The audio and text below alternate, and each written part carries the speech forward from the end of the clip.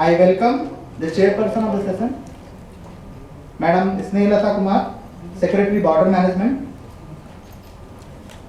Shri R.K. Jain, Secretary National Disaster Management Authority,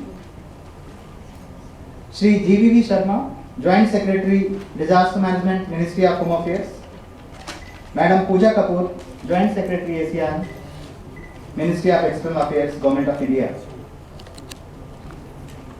We consider